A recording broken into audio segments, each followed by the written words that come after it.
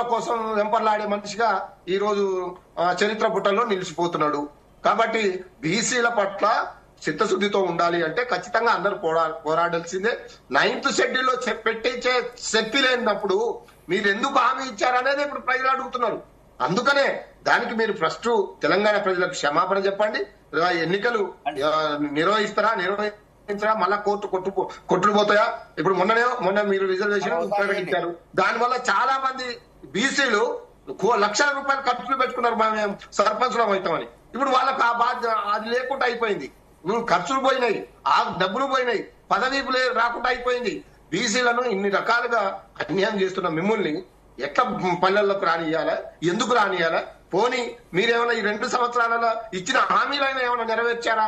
ఏ ఒక్కటైనా బీసీలకు సంబంధించినది కానీ, మహిళలకు సంబంధించింది కానీ, వృద్ధులకు సంబంధించినది కానీ, నిరుద్యోగులకు సంబంధించింది కానీ, రైతులకు సంబంధించింది కానీ, దళితులకు సంబంధించిన కానీ ఏ ఒక్కటైనా చేసిండ్రా? మరి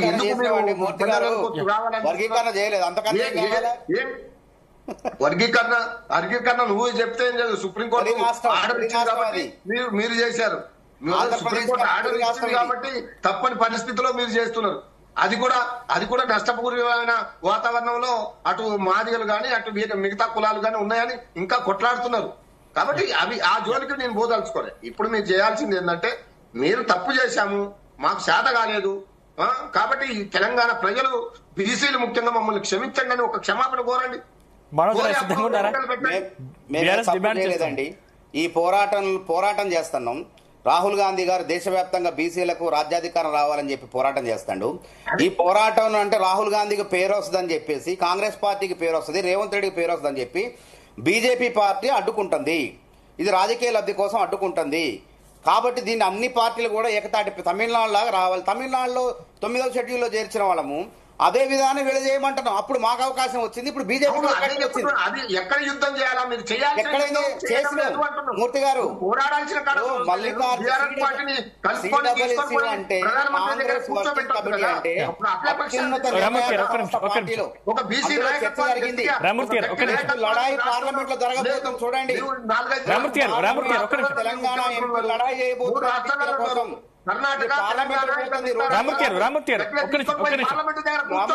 ఆగండి. ఢిల్లీలో పోరాటం చేసినాం, జంతర్ మంతర్లో దేశానికి తెలియజేసినాం. తెలంగాణలో రిజర్వేషన్లు బీసీలకు ఇస్తున్నారు, ఇది ఒక ఆందోళన కాబోతుందనే గుబులు బీజేపీలో కలిగించడం. తప్పకుండా రేపు పార్లమెంట్ లో కూడా లేవనెత్తాం. మీ రాజ్యసభ ఎంపీలు 2 ఉన్నారు కదా, మరి వారు ఏం మాట్లాడతారు? సరే, నలుగురు ఉన్నారు, వారేం మాట్లాడతారు? మీ పార్టీ నిర్ణయం ఏందో చూద్దాం. తప్పకుండా బీసీలకు రిజర్వేషన్లు వచ్చి తీరతే. తెలంగాణ రాదనుకున్నారు అందరు ఆ రోజు. తెలంగాణ బీజేపీ అనుకుంటే కళ్ళగన్నారు. కానీ ఇలా కేసీఆర్ గారు ముఖ్యంగా ఈ బీసీ రిజర్వేషన్ అంశం మనోహర్ గారు, బీసీ రిజర్వేషన్ అంశం మనోహర్ గారు, తెలంగాణ ఇవ్వటం అది రామూర్తి గారు ఒక నిమిషం. మనోహర్ గారు ఒక నిమిషం. రామూర్తి గారు ఒక నిమిషం. పోరాటం ప్రారంభమైంది. ఇప్పుడు ఎందుకు పోరాటం ఒక నిమిషం. రామూర్తి గారు ఒక్క నిమిషం, మీ దగ్గరికి వస్తారు, మళ్ళీ మీతో మాట్లాడతారు. సమాధానం చెప్పండి. రామూర్తి ఒక నిమిషం. రైట్, మనోహర్ గారు, అంటే ఈ బీసీ రిజర్వేషన్ అంశం దేశవ్యాప్తం కాబోతుందని మీరు చెప్తున్నారు, కానీ రాష్ట్రం కూడా అగ్నిగుండంగా మారే అవకాశం ఉంది. ఎందుకని మీరు తీసుకునే నిర్ణయాల వల్ల అని బీఆర్ఎస్ వాదిస్తోంది కదా. మేము తీసుకునేందుకు బీసీలంతా సంతోషం. చూడండి, రేపు స్థానిక సంస్థల్లో ఈ రాష్ట్రంలో 3,000 రోజుల వరకు ఏ ఎన్నిక జరిగినా గెలుపు కాంగ్రెస్ మద్దతుదారులే, కాంగ్రెస్ పార్టీదే, కాంగ్రెస్ ప్రభుత్వాన్ని గుర్తుపెట్టుకోండి. అంటే 8 సంవత్సరాలు. ఇంకా ఆ తర్వాత కూడా ప్రజల ఆశీర్వాదాలు ఉంటాయి. బీసీలకు ఏం కావాలండి? బీసీ నేతలు ఆగ్రహంతో ఉన్నారు కదా, వారిని ఎలా బుజ్జగిస్తారు? గూడు కడుతున్నాం. ప్రస్తుతం బీసీ నేతలు ఆగ్రహంతో ఉన్నారు. రైతాంగానికి నువ్వు 1,04,000 కోట్లు ఇచ్చినాం 19 నెలల కాలంలో. రైతు అంటే ప్రస్తుతం ఇప్పుడు బీసీ నేతలు ఆగ్రహంతో ఉన్నారు, వారిని ఎలా బుజ్జగిస్తారు? బీసీ నేతల ఆగ్రహంలో వారి యొక్క ఆగ్రహం ఎవరి మీద చూపించాలో వాళ్ళ మీద చూపించట్లేదండి. నిజంగా బీజేపీ మీద తిరగబడాలా? బీజేపీ మీద తిరగబడాలి. ఆ రోజు కాంగ్రెస్ అధికారంలో ఉంటే తెలంగాణ ఉద్యమంలో అన్ని పార్టీలు ఏకమై కాంగ్రెస్ మీద తిరగబడలేదా? మేము గౌరవించలేదా తెలంగాణ ఉద్యమాన్ని? ఇలా బీసీలు అన్ని పార్టీలు బీజేపీ పార్టీ మీద తిరగబడితేనే బీసీలకు రిజర్వేషన్ వస్తాయి. కానీ ఇచ్చే పార్టీ, కొట్లాడే పార్టీ, బీసీలకు న్యాయం చేయాల్సిన పార్టీని నిందిస్తే ప్రయోజనం లేదని చెప్పి బీసీ సంఘాలు తెలుసుకోవాల్సిందిగా. అంటే హామీ మీరిచ్చి అంటే ఇతర పార్టీని నిందిస్తే ఏం లాభం? నేను ఎవరు నిందించట్లేదు. నేను ఏమంటున్నా, ఆ రోజు తెలంగాణ ఉద్యమంలో తెలంగాణ కావాలంటే అధికారంలో ఉన్న కాంగ్రెస్ మీద అందరూ పోరాటం చేశారు. కాంగ్రెస్ కూడా మందించింది. కాంగ్రెస్ నాయకత్వం మంత్రులు రాజీనామా చేశారు. కాబట్టి ఈ రోజు బీజేపీ అధికారంలో ఉంది కేంద్రంలో. బీసీలకు 42% చట్టబద్ధంగా రాజ్యాంగబద్ధంగా రిజర్వేషన్ కల్పించాలి ఈ రాష్ట్రంలో. కాబట్టి పోరాటం ఎక్కడ చేయాలా? బీసీ నాయకులు పోరాటం బీజేపీ వాళ్ళ మీద చేయాలా, కాంగ్రెస్ మీద చేయటం కాదు. ఆర్ కృష్ణయ్య గారు రాజ్యసభ సభ్యత్వానికి రాజీనామా చేయాలా, చేసి నా బీసీ ఆయన పుట్టిందే బీసీల కోసం అండి ఆర్ కృష్ణయ్య గారు. అట్లాంటిది ఈ పార్టీలో ఆయనకి ఎందుకండి? బీసీలకు రిజర్వేషన్ల పోరాటంలో పార్టీ చొక్కా విడిచినట్టు పార్టీ రాజీనామా చేసి ఆ పార్టీని వదిలిపెట్టేసి బయటకు వచ్చేసి బీసీల కోసం కొట్లాడితే ఆయన పెద్ద నాయకుడు అవుతారు రేపు. ఆయన పట్ల సానుభూతి ఉంటుంది. ఎందుకండి రాజ్యసేవ పదవి ఆయనకి అసలు రాజ్యసేవ పదవి కన్నా ఎక్కువ పదవి అయింది రాజకృష్ణయ్య గారికి. అంత గౌరవం ఉంది సమాజంలో. ఇప్పుడు ఆ గౌరవం పోతుంది ఆయనకి. కాబట్టి రాజకీయాల కోసం కాదు. మేమేమంటున్నాం, ఆ రోజు కాంగ్రెస్ పై పోరాటం చేసినట్టే కుల సంఘాలు, బీసీ సంఘాలు, అన్ని సంఘాలు ఏకతాటిపైకి వచ్చి ఇలా బీజేపీ కార్యాలయం మీద బీజేపీ ప్రభుత్వం మీద కొట్లాడదాం. అప్పుడైతేనే బీసీలకు న్యాయం జరుగుతుంది. ఇప్పటి వరకు ఎన్నిక జరుపుకుందాం. దానివల్ల 3,600 కోట్లు వెనక్కిపోతున్నాయి. ఆ గత పాత సర్పంచుల బకాయిలే 600 కోట్లు ఇలా కేంద్ర ప్రభుత్వం ఈ సాగు చూపు ఎన్నికలు జరగట్లేదు సాగు చూపించుకొని ఆ బకాయిలు ఎగ్గొట్టాలని చూస్తుంది. కాబట్టి గ్రామ స్వరాజ్యం గాంధీజీ కళ్ళగన్న గ్రామ స్వరాజ్యం తప్పకుండా మనం ఎన్నికలు జరుపుకోవాలా. బీసీలను అన్ని పార్టీలు అత్యధిక స్థానం నిలబెట్టాలా. బీసీలకు రాజ్యాధికారం మీద సర్పంచులు చేయాలి. అదే అడుగుతున్నాను. మీరు రాజకీయంగా మీరు అందరినీ ఏకం చేయాలనుకున్నప్పుడు ఎందుకు మీ ఇండియా కూటమిని మొత్తం కలిపి ఒకసారి ఈ బీసీ రిజర్వేషన్ కావాల్సిందే అని ఎందుకు చేయలేకపోతున్నారు? ఇక్కడ ప్రతిపక్షాలని అఖిల పక్షాలను మొత్తం కలుపుకొని ఢిల్లీకి పోయి మాట్లాడలేక ఎందుకు పోతున్నారు?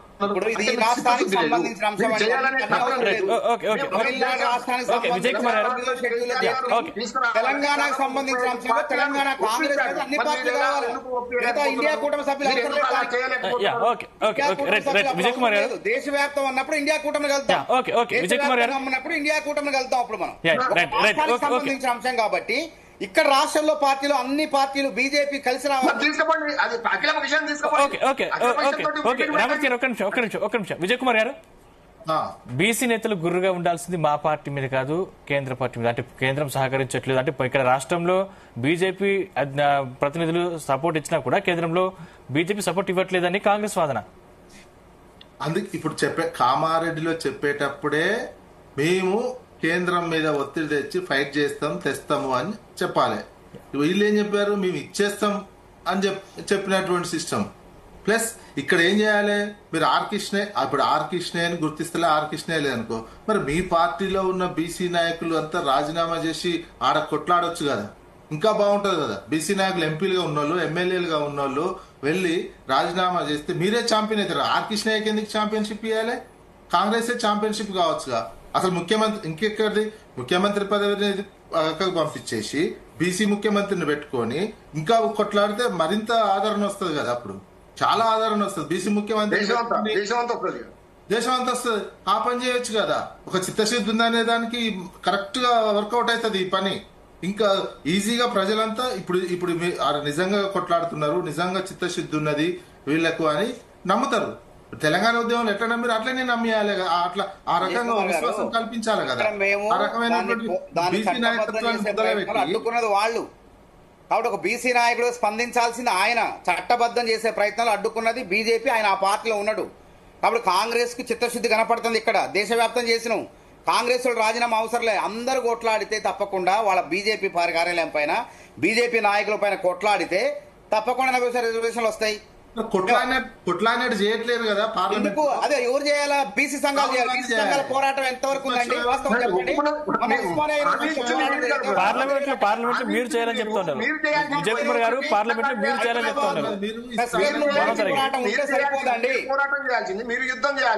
మేము అధికారంలో ఉంటాం. మేము చట్టబద్ధంగా బిల్లు పెట్టి న్యాయం చేయాలనుకున్నాం.